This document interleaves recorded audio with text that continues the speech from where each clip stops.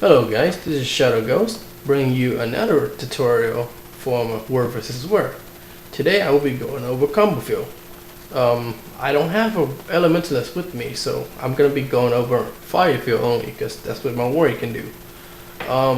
These combo field is going to pretty much be used in a Zerg fight. You will hear a commander often tell you to throw down like fire field or mic field or even a water field. And every time you use a blast finisher into those fields, it's going to generate a special effect that's going to benefit you and your team. Or it can even damage your, not damage, but weaken your enemy team. So, let me show you, for example, a skill that will give you a blast finisher. For example, my stump. As you can see below, it's a combo finisher blast. So anything you have, even your weapon skill that has that blast, for example, let's see, number 3 skill, combo finisher blast. So as long as it has blast, you can shoot into that combo field and get that effect. So let me show you what fire field does. For example, I'm using my bow, fire field going down. I use switch to my horn, area mic, stump. As you can see, I did I blast into the fire field and it gave me area mic. Now I have 6 stack of mic. What mic does in this game is it boosts your attack stats. As you can see, my original attack is only 2,900, but now it's been boosted to 3,200. So always mic, the commander will always call for a mic field. That way you and the entire team will have more attack coming in to quickly take down your enemy team instead. Water field, which I don't have right now, but what water field does is it's going to generate healing, AoE heal. So when you blast into a water field, it's going to heal not only you, but 4 other players in your team. So if everybody blasts that field, your entire team is going to heal right back up without using you guys number 6 skill to heal. So those are the 2 combo field that you're going to be seeing a lot. Other combo field that are available are such as dark, static, poison, and light field. You can go to Guild Wars 2 Wiki and search up combo field, and it will explain everything in full detail. However, I will go over briefly on what each combo field does. So fire will always generate might for attack. Water will always generate AoE healing. Dark field will always generate AoE blindness. Smoke field will always generate AoE stealth. So that's how Thief can permanent stealth an entire team by blasting into a smoke combo for example. A poison field, when you shoot into a poison field, is going to generate aerial weakness, where you can weaken the enemy when they rush to you.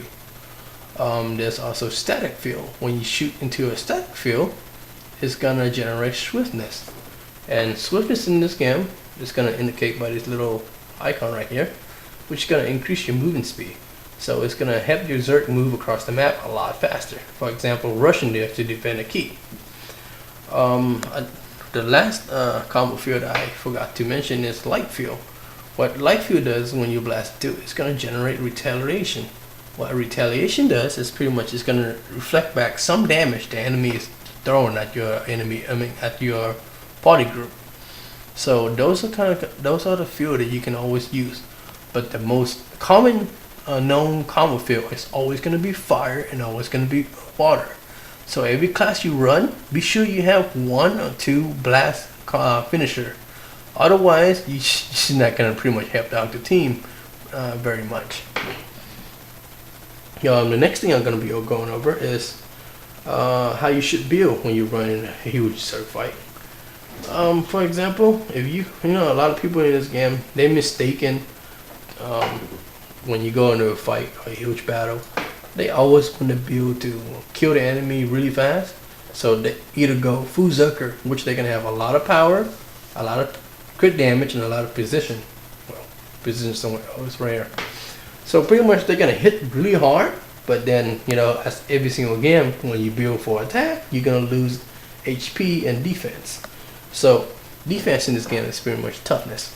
So, if you go for all attack and you have no defense and no health pool, pretty much if you get hit really hard, you're gonna go down right away. So the best way you should always go for, instead of going for attack, go for very high toughness and very high HP. The minimum toughness you should always have is at least 1.5k. Anything below that, I mean, you will drop extremely fast. Just AoE in this game only hit up to 5 target. So, for example, if you see you run a Zerg, the commander always can say, stack on me. So what you do is, you all pile up on top of the commander, and you all are going to become one. And when you walk around, you guys are going to be in one ball. So, like I said, AoE can only hit up to 5 target in this game. So if you guys all stack up like this, when the enemy AoE you guys, it will only hit 5 random people in your team, instead of hitting the entire team when you guys are scattered apart. So you would take less damage while being able to produce more damage back at the enemy. So when you build extremely tanky and you are in a group like this, those AoE damage is pretty much not even going to do anything to you. And since you're using might fuel almost all the time, your attack's going to get boosted up anyway. So you're still going to have high toughness, high HP. You can live longer while your attack is going to be boosted with might fuel. So it balances out a lot. Even though people might not agree, but trust me, I will, on my next video, I will show you a clip of how our guild run in the Zerg ball, and you will see how we melt our team when we rush into that, because you know we all build tanky and we all properly stack on top of each other, right? So that's one thing you should always do when you run a Zerg ball, especially with this skill. We always require you guys to have 1.5k toughness. So if you like to go and solo by yourself, or go have a small 5-man fight, you can have a Zerker set by yourself. But when you run with us, please run with toughness, because like in a fight, for example, you know, when you fall in this game, you don't die right away. You go into something called a rally state, where you be on the ground and you have a chance to fight for survival. And pretty much when the enemy is down, I mean they're dead completely, you get right back up. So with that being said, for example, if you build really squishy and you die right away, when you die right away, the 6th guy that your teammate just completed, not completed, but knocked down on the ground, they all gonna get right back up. And now since you dead along with anybody else who's running not tanky, now you guys gonna left with probably 4 versus 6, which pretty much gonna end up in a total wipeout. So you always want to prevent you being killed and your entire team being killed. Never ever do that, please. Anyway, this concludes my tutorial over this section of the video. The last section of the video, I will show some clip of we fighting and actually Zerg balling, and I will pretty much show you as the video run what everything is going on. Well, thanks for